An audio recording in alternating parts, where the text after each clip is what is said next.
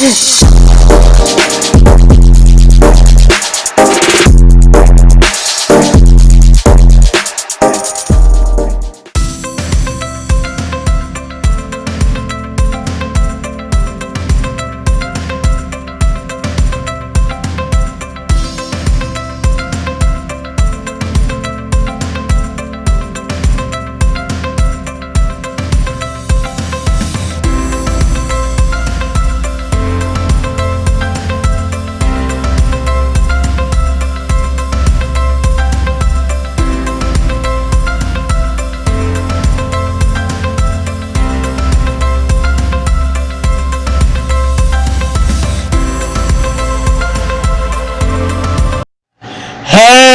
what's up everybody? Welcome back to KRSTV. This is your boy Kenny. Now remember, subscribe to my channel. Click that bell so you can get notifications every time I drop a video. Also follow all the information I have in the description box as well as the comment section. Also like this video, comment on this video, and share this video. Now before I get started with this episode, if you are in the DMV area, reach out to GMAC, which is Gay Men's Health Collaborative, to get tested for HIV. They are sending home kits where you can get tested for the HIV. You can have them mailed to you, or you can call GMAC and make a same-day appointment where you can come and pick up your home kit. So if you want to get set up for PrEP, which is HIV prevention, you can reach out to the GMAC as well. Also, if you are a fan of KRSTV and would like to become a Patreon, please check out my Patreon. I'm actually going to be calling my Patreon Black Diamonds. So if you're a fan of KRSTV and you want to be a Black Diamond, sign up to my Patreon today. Also, check out my YouTube partner BK WorldTube, where it's the Black Netflix. You get shows from Love and Hip Hop to Black Ink Crew to RuPaul's Drag Race and to the Haves and the Have-Nots. So after you watch this episode, look into my description box and comment section and click that link to check out BK WorldTube today. Now, this is a brand new episode of my show here on YouTube called Tea and Scandals. I'd like to thank you all for clicking on. And this episode is about one of the masters of funk and a full-fledged super freak. And I am talking about none other than Rick James, a singer, songwriter, multi-instrumentalist, and record producer. Rick James has made a tremendous impact on the world of music, and his legend continues. Born James Johnson on February 1st, 1948 in Buffalo, New York, he was one of 8 children. His father left the family when he was 10 years old. The relationship between his parents was reported as abusive.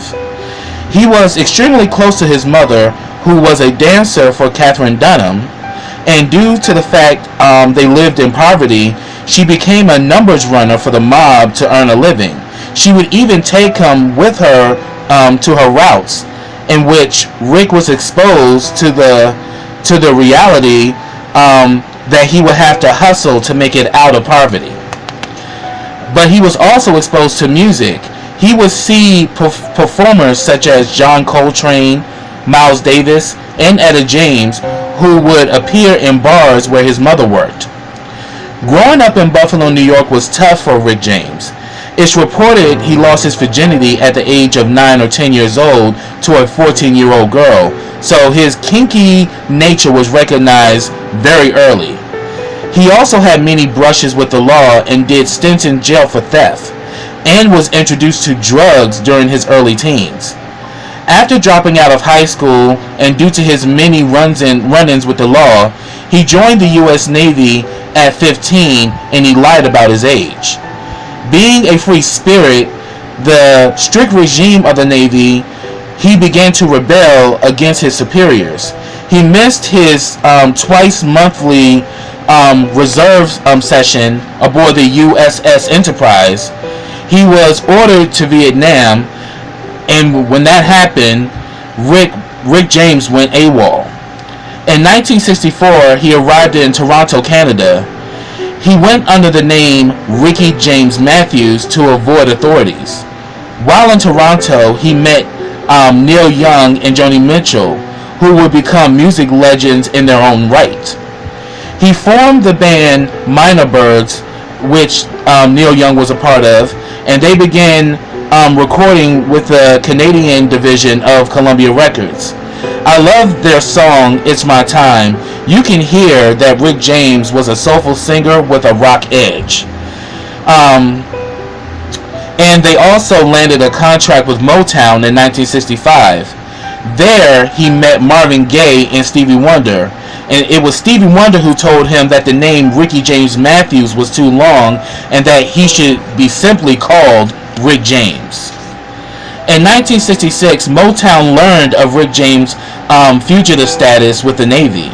They told him to deal with his situation and that he can come back after he resolved the situation.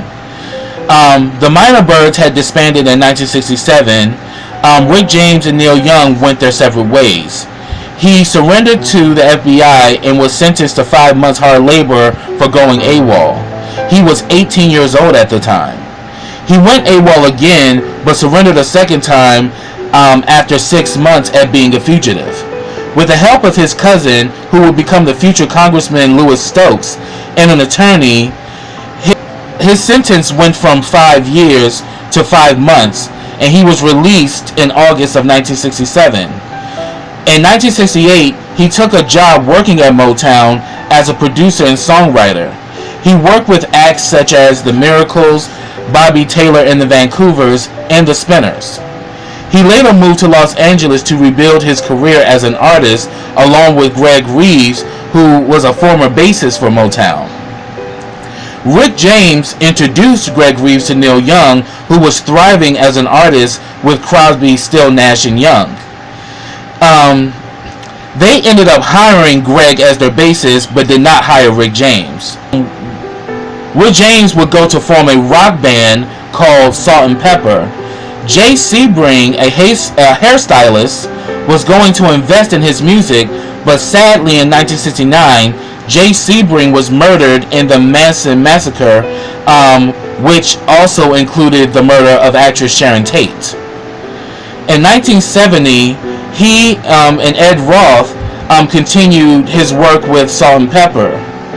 In 1972, he formed another band called Hot Lips and worked with Mike McKenna and co-wrote the song You Make the Magic, which was recorded by the Chamber Brothers. In 1973, he signed with A&M Records and released the song My Mama, which became a club hit in Europe. During the years 1973 through 1976, he traveled around the world and went to places like Africa, India, and Europe, in which he was exposed to many musical styles. In 1976, he returned to Buffalo, New York, and formed the Stone City Band, and they signed with Motown in 1977. In 1978, Rick James released his debut album Come Get It, which included the hits You and I, which went number 1 on the R&B charts, and Mary Jane, classic tune, went to number 3 on the R&B charts. The album went to number 3 on the R&B charts and also number 13 on the pop charts and was certified gold, which was great for Motown because at the time, after their rise in the 1960s and due to the rise of the disco era, they were dealing with a lot of financial issues within the label. In 1979, his second album, Bustin' Out of L7, the song Bustin' Out on Funk went to number 8 on the R&B charts. I love that track. And Fool on the Street went to number 35 on the R&B charts. The album went to number 2 on the R&B charts as well. The same year, he released his third album, Fire It Up. The single Love Gun went to number 13 on the R&B charts and number 32 on the dance charts. The album went to number 5 on the R&B charts and number 34 on the pop charts, going gold. Afterwards, Rick James launched his first headlining tour, the Fire It Up Tour. One of his opening acts was his protege, Tina Marie. Rick James produced her debut album, Wild and Peaceful, and scored a hit with their duet, I'm a Sucker for Your Love, which went number 8 on the R&B charts. He also gave her the nickname Lady T, which would follow her for the rest of her career. The second opening act on the tour was an upcoming artist named Prince, which would end in a rivalry between the two of them, in which Rick James claimed that Prince was ripping off his style. This rivalry even went as far as a woman. Prince met Vanity, whose real name was Denise Matthews, in 1980 at the American Music Awards. She was dating Rick James at the time. The two quickly became an item. Vanity was going to be a part of a girl group Rick James was putting together, but after she left him for Prince, she became the lead singer of Prince's girl group Vanity 6. After the tour ended in 1980, Motown released the album Garden of Love. The song Big Time was a top 20 hit, reaching number 17 on the R&B charts. I love that song. And the album went to number 17 on the R&B charts.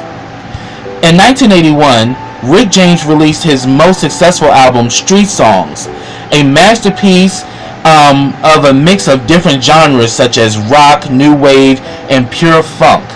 The lead single, Give It To Me Baby, went to number 1 on the R&B charts, number 1 on the dance charts. The classic duet, Fire and Desire with Tina Marie, went to number 17 on the R&B charts. This song is still a fan favorite, for it told the true nature of Rick James and Tina Marie's on and off again relationship. Ghetto Life, the song Ghetto Life went to number 38 on the R&B charts, and the track that will become his signature tune, Super Freak, went number 3 on the R&B charts, number 1 on the dance charts. The track would later be sampled by MC Hammer in 1990 for Can't Touch This. And Rick James won a Grammy for Best R&B Song in 1991 after MC Hammer credited him as a songwriter to stop Rick James from filing a lawsuit for copyright infringement. Street Songs was a tremendous success, earning Rick James an American Music Award and 2 Grammy nominations. Street Songs, the album, went to number 1 on the R&B charts and number 3 on the pop charts. In 1982, he released the album Throwing Down, which also went gold. Notable tracks from the album are Dance With Me, Happy, a duet with Tina Marie, Hard to Get, She Blew My Mind 69 Times, wow, talk about the wordplay, and the classic hit Standing on the Top with the Temptations. And it went to number 6 on the R&B charts and would appear on the Temptations album Reunion. And also noted, the Temptations did the background for Super Freak as well. In 1983, he released the album Cold Blooded. The title track was written about his love affair with Linda Blair, an actress known for her role in the movie The Exorcist. They dated for 2 years, and it's been reported that while they were dating, Linda Blair became pregnant, and she decided to have an abortion without telling Rick James. Rick James talked about this really hurt his soul because he was already the father of 2 children by this time, and he was hurt that she would do this and not even talk to him about it. And he said that the reason why he wrote the song Cold Blooded because Linda made his blood cold. And they eventually parted ways due to excessive drug use, on his end, because she had decided to get off of drugs, but Rick was riding it to the end. Other notable tracks of the album was the ballad Ebony Eyes, a duet with Smokey Robinson. God, I love that song. It went number 22 on the R&B charts. You Bring the Freak Out, Pimp the Simp, a song featuring Grandmaster Flash, and Tell Me What You Want featuring Billy D. Williams. The song Cold Blooded went to number 1 on the R&B charts, and the album was certified gold. He also was breaking ground as a great producer. He worked with the Time, Vanity 6, and his good friend Eddie Murphy, who scored a hit with Party All the Time, which went number 8 on the R&B charts and number 2 on the pop charts. He also created a girl group called the Mary Jane Girls. The group consisted of Joanne JoJo McDuffie, who was the streetwise character of the group, and she also was a former backup singer for the Stone City Band. Candace Candy Gant was the role of the supermodel. Sherry Wells, later replaced by Yvette Corvette Marine, played the role of the cheerleader / Valley Girl, and Kimberly Maxie Woolletish played the role of the dominatrix. Each girl represented the sexual male fantasy, scored hits with All Night Long, which went number 1 on the R&B charts, and also number 8 on the dance charts. Candyman, which went number 23 on the R&B charts. Wild and Crazy Love went to number 10 on the R&B charts and number 3 on the dance charts. And their biggest hit, In My House, went number 3 on the R&B charts, number 1 on the dance charts, and number 7 on the pop charts. And going back to the rivalry between Rick James and Prince, the Mary Jane Girls had more commercial success than Vanity 6, so in this regard, Rick James got the last laugh. His last album on Motown was The Flag in 1986. Some notable tracks are Sweet and Sexy Thing and Forever and a Day. He then signed to Warner Brothers and in 1988 released the album Wonderful. The album had a hit with Lucy's Rap, which featured Roxanne Shante. It went number 1 on the R&B charts and number 25 on the dance charts. Rick James was also involved in a lot of controversy in his career. He was known to roll up and smoke green on stage, which at times would cause legal trouble, during performances. It's also been said that Motown executives thought that Mary Jane was about a girl, not about the green. He also had issues with MTV. When they refused to play the video of Super Freak on their lineup, he called MTV racist and said that Prince and Michael Jackson, who were getting regular video play on the channel, were tokens, and that every black artist should pull their videos from the channel. David Bowie stood with Rick James on the matter on the fact that there was a lack of black artists being featured on MTV. He also had issues when they refused to play the video for his hit Lucy Rap, claiming that it was too graphic. He responded that MTV was hypocritical of the fact that they constantly played provocative videos by artists such as Madonna. And by 1990, Rick James lost his deal with Warner Brothers and began to spiral further into drug addiction.